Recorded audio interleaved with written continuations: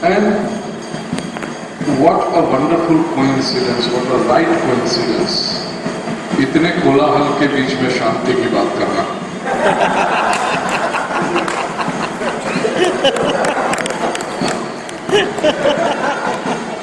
तो it is very symbolic कि समाज में यही चल रहा है कि जब भी कोई शांति की बात शुरू करता है तो आसपास कोलाहल शुरू हो जाता है, और शांति की बात करने के वाले के आसपास जितना कोलाहल होता है उतना शायद कहीं और नहीं होता।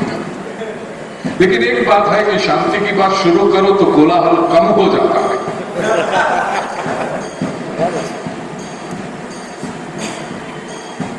कैसे मिले शांति,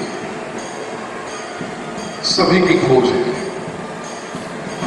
मन की शांति। जोशुआ लिएपमैन नाम का एक ज्यूइश राइटर रहा, बहुत प्रसिद्ध राइटर रहा। At the age of 75, he wrote his autobiography. Autobiography पूरी हो गई, उसने उसका टाइटल दिया है पीस ऑफ माइंड। और इंट्रोडक्शन में वो लिखता है, लिएपमैन, dear reader, you will be surprised to read at the title of this book, because usually कोई मोटिवेशनल बुक हो, कोई उपदेश की बात हो तो वहां पर आप पीस ऑफ माइंड लिख सकते हो, but you don't expect this to an autobiography. ये मैं कहता है, लेकिन मैंने रखा उसके पीछे एक कारण है, छोटी सी कहानी है मेरे जीवन की। At the age of 25, when I came out from the university with a degree and I was ready to face the world, he said I was a very systematic, and I still am a very systematic person, कि मैं जो भी करना चाहता हूं उसकी list बना लेता हूं पहले। तो मेरा एजेंडा था लाइफ का, जैसे हर कोई नौजवान का होता है, I want to be happy in life, मैं सुखी होना चाहता हूं। तो सुखी होने के लिए क्या चाहिए, एक लिस्ट बना ली उसने, कुछ 22-25 चीजों का लिस्ट बना। मकान चाहिए अच्छा, बंबई में तो मतलब वो जहां भी रहता होगा वो शहर में तो चाहिए, कोई हिल स्टेशन पे भी चाहिए, जॉब अच्छी चाहिए, बिजनेस चाहिए, बैंक बैलेंस अच्छा चाहिए, सेविंग्स चाहिए, गाड़ी अच्छी चाहिए, एक स्पोर्ट्स कार भी चाहिए, समाज में प्रतिष्ठा चाहिए, सुंदर पत्नी चाहिए, और सुंदर के साथ वो इंटेलिजेंट भी हो तो और अच्छा है। मतलब ऐसी कुछ चीजें उसने लिस्ट बना रखा था कि इतनी इतनी चीजें यदि मिल जाए तो मैं सुखी हो जाऊंगा। बार बार वो पढ़ता रहा, सोचा कि समझो ये सब चीजें मुझे मिल गई, एम आई हैप्पी? लेकिन लगता था कि नहीं, कुछ कमी है, something is missing in this list, and he could not point out what was missing. 15 दिन तक उसने खुद सोचा, पता नहीं चला। उसके शहर में एक सिनागोग था, ज्यू लोगों के सिनागोग होते हैं, और सिनागोग के रबाई के पास हो गया, उनके धर्मगुरु के पास हो, जाकर के उसने वो लिस्ट रखा। आओ गोपाल भाई, देखिए समाज को सुख देने वाली 4 एजेंसियां आ गई हैं। एक एजेंसी की जो कमी थी वो पूरी हो गई। तो अपने धर्मगुरु के पास वो पहुंचा और कहा कि master, I want to be happy in life, मैं सुखी होना चाहता हूं। ये लिस्ट मैंने बना रखी है, लेकिन मुझे लग रहा है कि लिस्ट में कुछ कमी है। Can you show me, can you guide me what is missing in this list? अब वो 85 इयर्स के वृद्ध, जीवन भर का अनुभव जिनके पास था, ऐसे वो रबाया, लिस्ट की ओर देखा, पास में पड़ी थी एक पेन को उठाया, लिस्ट के ऊपर बड़ा सा क्रॉस कर दिया। तो जोशुआ लिएपमैन कहता है कि at a young age of 25 मुझे इतना गुस्सा आया, यंग ब्लड, हॉट ब्लड, कि ये आदमी समझता क्या, मेरी पूरी जिंदगी को सुखी करने का नक्शा मैंने बना रखा है यहां पर, और वो उठा करके क्रॉस करता है। लेकिन कहते हैं कि उसने ऊपर 3 शब्द लिखे, पीस ऑफ माइंड। और मुझसे कहा कि बेटा ये पूरा लिस्ट तुम्हारे पास आ जाए, लेकिन मन की शांति यदि न मिले तो तुम सुखी नहीं हो पाओगे। और यदि किसी तरह तुमने मन की शांति को पा लिया और ये लिस्ट में से 2-3 चीजें कम भी हो गई, फिर भी तुम्हारे जितना सुखी व्यक्ति संसार में कोई नहीं होगा। पीएमएन कहता है 25 साल की उम्र में मुझे कुछ समझ में नहीं आई बात, वो कागज मैंने रख लिया, किसी किताब के अंदर रख लिया, जीवन चला गया पूरा। Now 75 and at this age, जब मैंने ऑटोबायोग्राफी लिखी और मैं सोच रहा था कि मैं टाइटल क्या दूंगा, पीछे मुड़ के जब मैं जीवन को देखता हूं तो आज मुझे लगता है कि 50 साल पहले उस महापुरुष ने लिखे हुए वो 3 शब्द कितने महत्वपूर्ण थे। और इसलिए मैं अपनी ऑटोबायोग्राफी का नाम रखता हूं पीस ऑफ माइंड, मन की शांति। ये इतनी आवश्यक बात है प्यारे भाई और बहनों, ये इतनी आवश्यक बात है। मैं जो कह रहा था कि 4 एजेंसियां समाज को शांति देने के लिए, समाज को सुखी करने के लिए कार्यरत है। पहली एजेंसी वो है कला का क्षेत्र। हम सभी के अंदर कोई ना कोई कलाकार बैठा होगा, कोई कविता करता है, कोई गीत लिखता है, कोई और कहीं गाँव ना गाँव बाथरूम में तो सब लोग गाते हैं। तो हम सभी के भीतर, और कला का क्षेत्र क्या करता है, हमारे मन को शांति देने का, हमें सुखी करने का प्रयास कर रहा है। फिल्म वाले कहेंगे 3 घंटे अंधेरे में आकर के बैठो, दुनिया को भूल जाओगे, ऐसी फिल्म हमने बनाई है। नाटक वाला ये कहेगा, संगीत, कोई भी कला का क्षेत्र हो यही बात करेगा, आपके मन को हम शांति देंगे, आपकी मुसीबतों से हम आपको दूर कर देंगे। लेकिन हमारा एक अनुभव ये है कि हाँ, वो 3 घंटे अंधेरे में बैठकर दुनिया को भूल सकते हैं, लेकिन जब बाहर निकलते हैं तो सारी व्यथाएं वापस आ जाती। एक प्रयोग मैंने किया था, आप भी करना। छोटी उम्र में जब समय था और ऐसे बहुत प्रयोग में करते रहता था, मन में विचार आया पर कि ये लोग इतना कहते हैं कि सुखी करा देंगे, सुखी करा देंगे, तो क्या करेंगे। किसी भी थिएटर के पास आप जाइए, रात को 9 से 12 का या कोई भी शो, 3 से 6 का, 6 से 9 का, जो वो भी शो जब शुरू हो रहा हो और लोग थिएटर के अंदर जा रहे हो, उस वक्त आप लोगों के चेहरे को देखना, इतने खुश होंगे, टिकट मिल गई है, अरे सुपरहिट मूवी है, ये बड़ा थिएटर है, खुश होंगे, प्रसन्न होंगे। उनको जाना, और कुछ चेहरे को मार्क कर लेना, नोटिस कर लेना उनको। वो फिल्म देखने जाए, आप अपना काम करो, और 3 घंटे के बाद जब फिल्म पूरी हो, लोग बाहर निकल रहे हो, तब दरवाजे पे जाके देखना, तब लोगों के चेहरे कैसे होते, थके हुए, परेशान, उबे हुए। अच्छी फिल्म थी, it was a good movie, मैं बेकार मूवी की तो बात ही नहीं करता। अच्छी मूवी को देखकर भी 3 घंटे के बाद व्यक्ति एक्सॉस्टेड फील करता है। कला का क्षेत्र शांति दे सकता है, लेकिन कुछ क्षणों के लिए, और सकता है कैसे, दुनिया को भुला करके। दूसरी एक एजेंसी लोगों को सुखी करने के लिए कार्यरत है, और वो है विज्ञान, साइंस। प्रत्येक व्यक्ति के भीतर एक साइंटिस्ट बैठा। कोई बाहर पॉइंट करके मत दिखाना कि यही आर्टिस्ट है, यही साइंटिस्ट है, वो तो हमारे प्रतिनिधि लेबोरेटरी में जो काम करते हैं, लेकिन हम सभी के भीतर एक साइंटिस्ट बैठा है, एक टेक्नोलॉजिस्ट बैठा है। साइंस क्या करता है? साइंस कहता है कि तुम अशांत इसलिए हो, तुम दुखी इसलिए हो क्योंकि बाहर की परिस्थिति कुछ अलग है। बहुत गर्मी लग रही है इसलिए तुम अशांत हो, अस्वस्थ हो।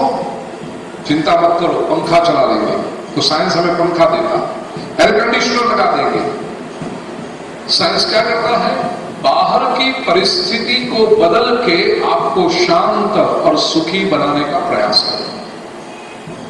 आप यहां से कहीं दूर मित्र से मिलने जाना चाहते हो, लेकिन चिंता बैठे हो, शांत हो, क्यों, कैसे मिला जाए, कभी टिकट नहीं है, ये नहीं है, वो नहीं, कैसे पहुंचे, 200 मील दूर रहता है। साइंस कहेगा चिंता मत कर, मैं तुझे गाड़ी देता, ट्रेन देता, एरोप्लेन देता, पहुंच। परिस्थिति बाहर की बदल दो, सुविधाएं खड़ी कर दो और व्यक्ति को शांत कर दो, सुखी कर दो। कोशिश बहुत सफल रही, कितनी टेक्नोलॉजी आगे बढ़ गई, कितनी सुख सुविधा के साधन आगे बढ़ गए, लेकिन एक बात उतनी ही स्पष्ट है कि अभी भी मैं और आप शांत नहीं हुए। एयर कंडीशन बेडरूम में, वेल फर्निश्ड अपार्टमेंट में, डनलॉप की गद्दी के ऊपर भी रात रात भर नींद न आती हो, ऐसे लोग यहां नहीं बैठे, बाहर तो होंगे। तो इसका मतलब ये हुआ कि साइंस पूर्ण रूप से सफल नहीं हो पाए। तीसरी एक एजेंसी जो व्यक्ति को शांत बनाने में, व्यक्ति को सुखी बनाने में कार्यरत है, और वो है राजनीति। कोई भी नेता, गोपाल भाई तो हमारे अपने हैं, कोई भी नेता एक प्रतीक होता है, लेकिन हम सभी के भीतर कहीं ना कहीं कोई ना कोई राजनीतिज्ञ बैठा है, पॉलिटिशियन। एक परिवार के स्तर पर भी, ऑफिस में जाओ तो वहां पर भी, 100-150 आदमियों की क्लब में भी, कोई एनजीओ में भी, कहीं ना कहीं कोई ना कुछ राजनीति, पॉलिटिक्स पॉलिटिक्स पॉलिटिक्स। क्यों? क्योंकि every individual is interested in, power तो बहुत दूर की बात है, इन इंपॉर्टेंस। दूसरे से मुझे थोड़ा अधिक इंपॉर्टेंस मिल जाए, और ये बात कि वो तराजू थोड़ा मेरी ओर झुक जा रहा है, ये बात जहां आई वहां पर राजनीति शुरू हो ही जाएगी। हमने राजनीति शब्द शायद हम पूरा समझे नहीं, कौटिल्य को पढ़ो तो पता चलेगा। मैं इसलिए कह रहा हूं, अभी मैं पढ़ रहा हूं, पहले तो मैंने पढ़ा था, लेकिन पढ़ा क्योंकि जुलाई में मैं न्यूयॉर्क में चाणक्य के ऊपर इंग्लिश में प्रवचन करने वाला हूं, और गोरे लोगों के सामने। हाउ वो चाणक्य की नीति आज के युग में, how it can improve our life. तो पॉलिटिक्स क्या करता है? मैं बार बार कहूंगा, गोपाल भाई मेरे अपने हैं, मेरे प्यारे हैं, इसलिए तो नहीं, वर्षों से, आज की बात नहीं, वर्षों से प्रत्येक में, मेरे भीतर भी एक पॉलिटिशियन बैठा। क्या होता है परिवार में भी, जब आप आपके 3 साल के बेटे को पूछते हो, बेटा तुझे मम्मी पसंद है या पप्पा पसंद है, ये आपके भीतर रहा पॉलिटिशियन बात कर रहा, ये आपके भीतर। अब जो 2 पार्टी हो गई ना, यूं देखो तो एक ही है, दोनों मम्मी पापा, कोई अलग नहीं है, लेकिन I love papa more than मां, क्योंकि मां बेचारी 24 घंटे सामने, और पापा तो गेस्ट आर्टिस्ट की तरह आता है 2 घंटे के लिए। लेकिन ये जो पॉलिटिक्स है, दादा पसंद है या दादी पसंद है? अब दादा पसंद है, क्योंकि दादा रोज चॉकलेट लेके आता है, और बेटे का दांत बिगड़े तो दादी लेके जाती है उसको डॉक्टर के पास।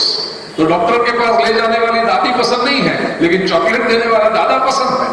इसमें भी छोटा सा पॉलिटिक्स आ गया प्रत्येक व्यक्ति के अंदर। लेकिन पॉलिटिक्स क्या करता है? व्यक्ति को कहता है कि मैं तुझे सुखी करूंगा, शांत करूंगा, लेकिन तेरे दुख का कारण क्या है?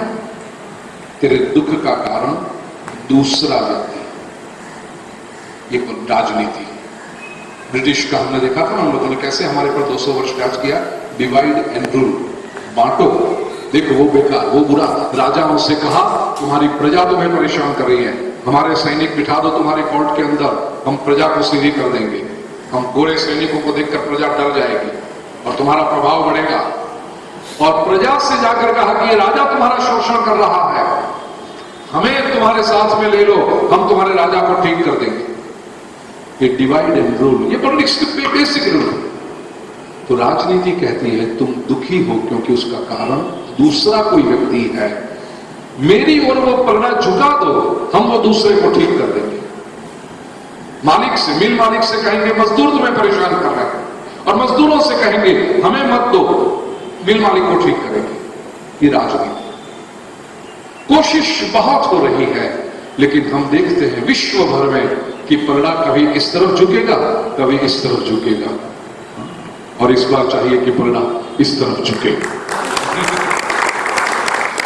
क्योंकि कहीं पर तो झुकाना है, तो इस तरफ झुके पलड़ा। चौथी एक एजेंसी, प्यारे भाई और बहनों, देखिए 3 एजेंसी हुई। कला कहती है कि तेरे दुख का कारण संसार है, संसार को भूल जा और वो कोशिश हम करेंगे, तुम्हें शांति देंगे, सुखी करेंगे। विज्ञान कहता है तुम्हारे दुख का कारण आसपास की परिस्थिति है, हम उस आसपास की परिस्थिति को बदल देंगे और तुम्हें शांति दे देंगे। राजनीति कहती है तुम्हारे दुख का कारण कोई दूसरा व्यक्ति है, उस व्यक्ति को हम संभाल लेंगे, तुम हमें साथ दो। और चौथी एक एजेंसी है जो पूरी दुनिया को, मनुष्य मात्र को शांति देने के लिए, सुखी देने के लिए कार्यरत है, और वो है धर्म। धर्म कहता है दुखी तो हो तुम, दुख ये जीवन की वास्तविकता है, लेकिन धर्म की दृष्टि से दुख का कारण कहीं बाहर नहीं है, अपने भीतर है। सो धर्म कहेगा तुम दुखी हो, अपने कारण दुखी हो, न बाहर की न संसार को भूलने से कुछ होगा, नहीं तो संसार से भूलने से होगा। रोज 8 घंटे संसार को भूल ही रहे हो, ऐसे दुख कहां दूर हुए, 8 घंटे सो जाते हैं। जो व्यसनी व्यक्ति है संसार को भूल ही जाता है, शराब पी करके गड्ढों में पड़ा है, भूल गया है संसार को, क्या उसके सारे दुख दूर हो गए? संसार को भूलने से दुख दूर नहीं होगा। संसार जैसा भी है वैसी वो वास्तविकता है, it is a reality and we must accept it. बाहर की परिस्थिति को बदलने से दुख दूर नहीं होता जब तक भीतर की परिस्थिति नहीं बदलती। जैसा मैंने दृष्टांत दिया, एयर कंडीशन बेडरूम के अंदर भी मन से मन व्यक्ति अशांत हो सकता है। दूसरे को बदल करके व्यक्ति कभी सुखी नहीं हो सकता, क्योंकि दूसरे को बदलने जाएंगे तो हम कितनों को बदलेंगे। ये तो ऐसी बात हुई कि हमने हमारा रिमोट कंट्रोल दूसरे के हाथ में दे दिया है, वो जब सही बटन दबाए तब हम सुखी, और वो कोई गलत बटन दबा दे तो हम दुखी। यही तो लोग कहते हैं ना, क्यों ये क्रोधी क्यों हो गए, अरे उसने ऐसा, वो कुछ भी करे, तुम क्यों क्रोधी हो गए? इसका मतलब तुम्हें अशांत करने का बटन तुमने उसको दे रखा है, वो कोई गलत बटन दबा देता है, तुम दुखी हो जाते हो, और तुम राह देखते रहते हो वो कब सही बटन दबाए, वो तो होगा ही नहीं। एक ही बात हो सकती है, हमारे अशांति का कारण, हमारे दुख का कारण हम स्वयं है, और जब तक हम स्वयं अपने आप को परिवर्तित न करें, till we don't transform our own self, till we don't change our own self, peace or happiness is a distant dream. तो ये कैसे करें? कोशिश तो हम सब करते हैं। अब इसका अर्थ ये नहीं कि कलाकार नहीं चाहिए, इसका अर्थ ये भी नहीं होगा कि वैज्ञानिक नहीं चाहिए, इसका अर्थ ये भी नहीं चाहिए कि राजनीति नहीं चाहिए, और इसका अर्थ ये भी नहीं होगा कि धर्म भी नहीं चाहिए। चारों चाहिए। चारों का इसलिए उपयोग करना है कि हम स्वयं को बदल सकें। कैसे? बहुत छोटे छोटे कुछ 7 उपाय, क्योंकि 7 दिन होते हैं हफ्ते के, और 7वां दिन हमें सुखी रहना। लोग कहते हैं ना 7/24, 24/7। तो 7वां दिन सुखी रहने के लिए 7 गोल्डन प्रिंसिपल कुछ सोचकर, चिंतन करके मैंने लिखे हैं। शांत यदि रहना हो तो पहला उपाय है वर्तमान का सही, नॉट जस्ट सही, उत्तम उपयोग, the best utilisation of the present. प्यारे भाइयों बहनों, हमारे पास अतीत तो चला गया है, past is past, it's gone. Future अभी तक आया नहीं है, और वो फ्यूचर जब आएगा तब हम रहेंगे कि नहीं वो हमें गारंटी नहीं है। हमारे पास केवल एक ही है, हमारा वर्तमान, टुडे। वो तो है, अवश्य है, ये मोमेंट, द प्रेजेंट मोमेंट, और वो जो टुडे है इसीलिए उसको प्रेजेंट का, इट इज अ गिफ्ट, क्योंकि वो हमारी अपनी है। उसका जब बेस्ट यूटिलाइजेशन व्यक्ति करता है, am I using my today correctly, जिसने अपने वर्तमान का सही इस्तेमाल किया हो वही व्यक्ति शांत रह सकता है। अतीत बिगड़ा, इसका अर्थ क्या हुआ कि वो भूत का वर्तमान उसने उसका सही इस्तेमाल नहीं किया। 18 वर्ष की उम्र में यदि स्कूल में सही अभ्यास नहीं किया, I did not utilise my youth properly, तो 40 के बाद, 50 के बाद अशांति होने वाली है, बहुत स्वाभाविक। 30 साल की उम्र में यदि मैंने कमाने के लिए मेहनत नहीं की, कोशिश नहीं की, पसीना नहीं बहाया, तो 60 की साल में मुझे चिंता होगी कि अब बाकी के जो भी 10, 15, 20, 25 साल भगवान ने दिए कैसे बीतेंगे। लेकिन एट द एज ऑफ 30 यदि मैं कोशिश करता, फोकस रहता, मेरा बिजनेस, कारोबार जो भी है वो संभालता, और जो भी मैं कमाता हूं उसका सही प्लानिंग करता, तो 60 के बाद मुझे चिंता की कोई जरूरत नहीं थी। Person who use their present effectively do not have to be stressful in the future. तो वर्तमान का श्रेष्ठ उपयोग पहला। दूसरा, विचार, वाणी और वर्तन में निर्मलता चाहिए।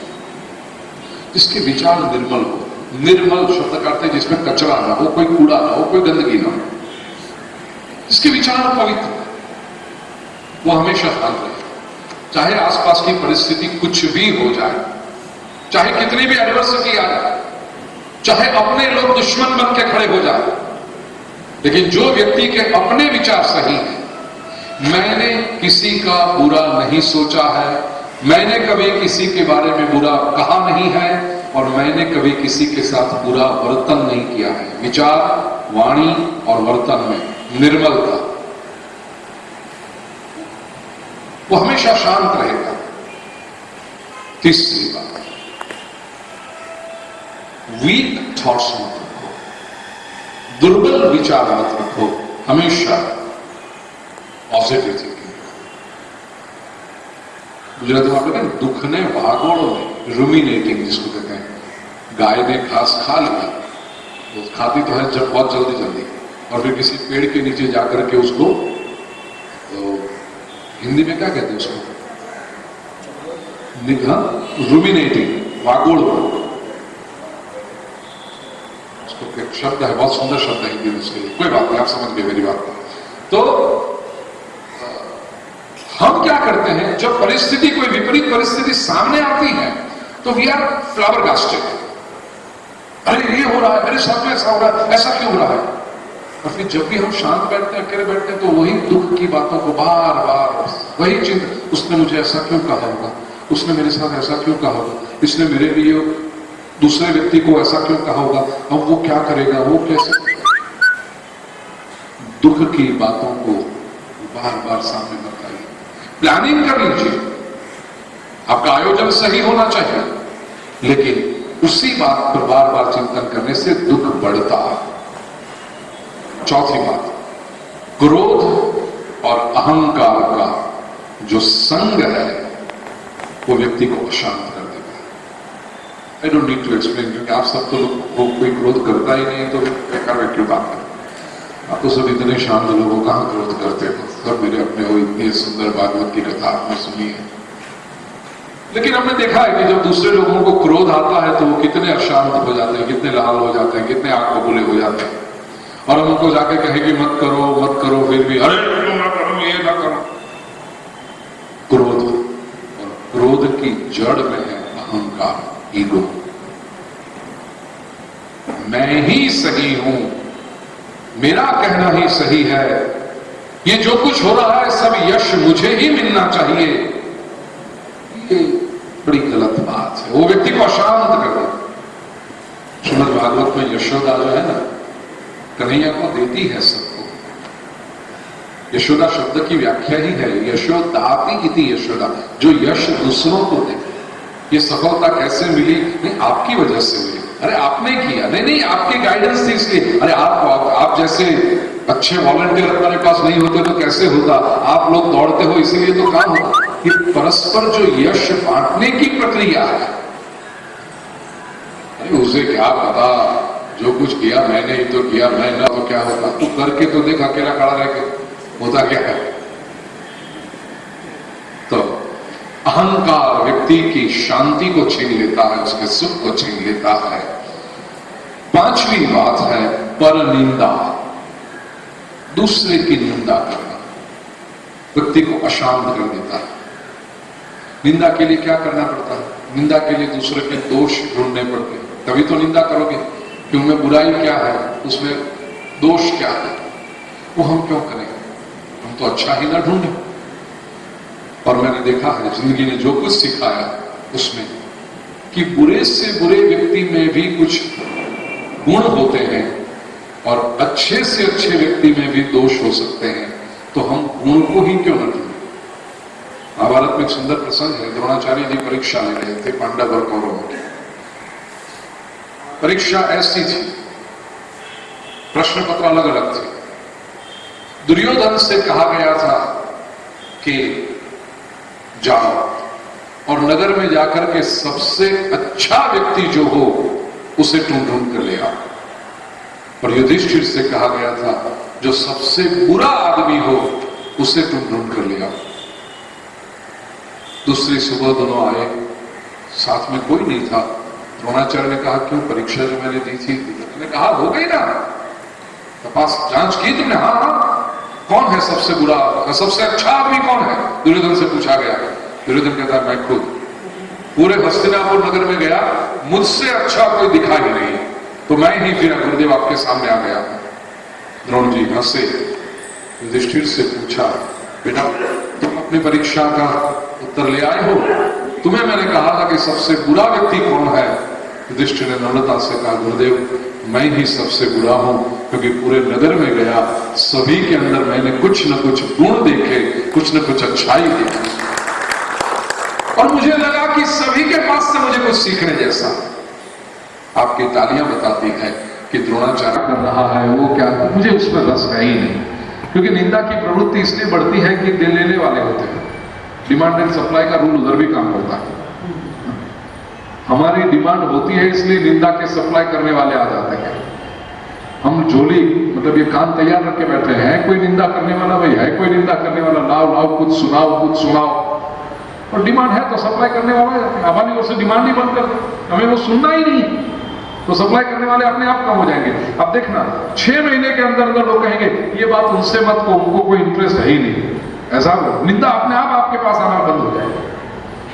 छठी बात है, लोभ और ईर्ष्या से सलामत अंतर रखो। Keep a safe distance from grid and jealousy. लोभ का अर्थ है मेरे पास जो है वो छूटे नहीं। शास्त्र में हम व्यवहार में लोभ और लालच को समान समझते हैं, शास्त्र में दोनों का अर्थ अलग अलग है। लालच का अर्थ है सामने वाले के पास जो है वो मुझे मिल जाए ऐसी अपेक्षा, उसको लालच कहते हैं, और मेरे पास जो है वो कहीं जाए नहीं, उसको लोभ कहते हैं। दोनों में पारंपरिक अंतर है। लालच तो बुरी है ही, लेकिन लोभ उससे भी खतरनाक है। I don't want to share anything. बस गुजरात में खूब सरस વાત છે, કચ્છની કથામાં મેં કહ્યું કે સમાજ પાસેથી આપણે મણ લઈએ અને કણ પણ જો પાછું ન આપીએ તો આ માનવ જીવન રણ બને, એમાં નવાઈ શું છે? વાહ! लेते ही रहे लोगों के पास से, लाओ और कुछ दिया आपने? लोभ छो। सृष्टि का एक नियम है, बांटो तो मिल जाएगा। जो पकड़ता है उसके पास से छीन लिया जाता है, और जो बांटता है उसके ऊपर बरसाया जाता है। अंतिम बात है, जितना सिंपल और संयमित जीवन होगा, सादगी और संयमित जीवन, उससे बहुत शांति रहती है। मैं प्रदेश में जाता हूं तो वहां छोटे छोटे बच्चे, कई बार मैंने प्रसंग शायद कथाओं में भी कहा, वॉशिंगटन में एक परिवार में मैं था, कथा पूरी करके रात को 100-150 लोग आकर बैठते हैं। कथा के बाद एक दूसरा छोटा सा सत्संग शुरू होता है। तो एक यंग मदर 35 के आसपास के, उसके गोद में एक बिटिया थी 6-7 साल की। बातें सुनते सुनते वो अपनी माता के कान में कुछ कह रही है, और मेरे सामने उंगली करके माँ के कान में कुछ कहती है। मुझे इतना तो पता चला कि बिटिया मेरे बारे में कुछ बात कर रही है। कुतूहलवश मैंने उसकी मदर से पूछा, पारुल बहन उसकी मदर का नाम। मैंने कहा बहना पारुल बताओ मुझे, ये बिटिया क्या बता रही है? तो बहन एकदम संकोच में आ गई, नहीं कुछ नहीं। मैंने कहा नहीं बता रही है मेरे बारे में अवश्य, इतना तो मुझे बॉडी लैंग्वेज से पता चला उसने, क्या बता रही है? कहते नहीं। और देखो मनुष्य का स्वभाव है, अपने बारे में कुछ बात हो रही हो और सामने वाला ना कहे तो उत्सुकता और बढ़ जाती है। ये क्या है बताओ? मैंने कहा नहीं, मैंने बता, जो भी हो बता दे कुछ। वो मानते तो नहीं बताया। मैंने कहा बिटिया तू ही बता। वो ध्वनि, बिटिया का नाम छोटी का, मैंने कहा ध्वनि बता बेटा क्या है। तो ध्वनि खड़ी हुई और कहती है I am asking my mom, Guruji doesn't have any other clothes. Guruji के पास दूसरे कपड़े हैं? क्योंकि मैं वो हमेशा बिटिया दिखती थी पिछले 5 दिनों से मेरे पास व्हाइट एंड व्हाइट ही मैं पहनता हूँ। तो गुरुजी के पास कपड़े नहीं, और वो कह के कि हम गुरुजी को ले जाए, शॉपिंग कराएं, जरा अच्छे कपड़े दिलाएं, ये सब दिलाएं। मैंने कहा सो स्वीट। फिर मैंने उसको कहा बेटा यहाँ क्यों तुम्हें ऐसा लगता है? बिटिया आएगा थी व्हाइट एंड व्हाइट पहनता हूँ, तो वो ऐसा सोचती थी मैं एक ही कपड़े रोज पहन रहा हूँ। मैंने कहा नहीं, मेरे पास व्हाइट एंड व्हाइट ही बहुत है। और क्यों है? मैंने कहा देख, because I don't want problems in life. तुझे कितना चिंता होती है, स्कूल में गई एक कपड़ा पहना हो यार के, फिर ये पसंद है, पिंक वाला पसंद है, रेड वाला नहीं चाहिए, ग्रीन वाला चाहिए, येलो वाला नहीं चाहिए। मैंने कहा ये टेंशन मुझे चाहिए ही नहीं लाइफ में। तो मैंने है ना बाबूजी, एक व्हाइट एंड व्हाइट पसंद कर लिया, एक बार खत्म हो गई बात। फिर धोती के ढेरे में से एक धोती खींचो, कुर्ते के ढेरे में से कुर्ता खींचो, न मैचिंग की चिंता न कोई चिंता। शादी में जाओ तो भी यही, किसी को भोजन के लिए जाओ तो वही रही, बर्थडे के लिए जाओ, प्रवचन के लिए जाओ, कथा में जाओ, किसी की अंतिम उसमें जाओ, सब में व्हाइट एंड व्हाइट। नहीं तो लोगों को कितना सबको करना पड़ता है, इतना टेंशन कौन रखे लाइफ में। जितना जीवन सादगी पूर्ण होता जाएगा, जितना संयमित होता जाएगा जीवन, उतनी मन की शांति बढ़ती जाएगी।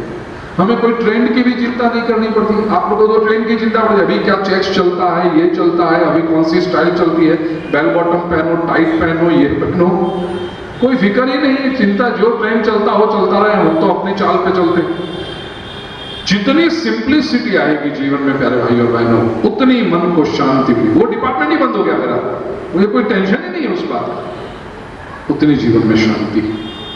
तो हम अपना परिवर्तन करें, भीतर से ट्रांसफॉर्मेशन करें, और धर्म और कुछ नहीं है।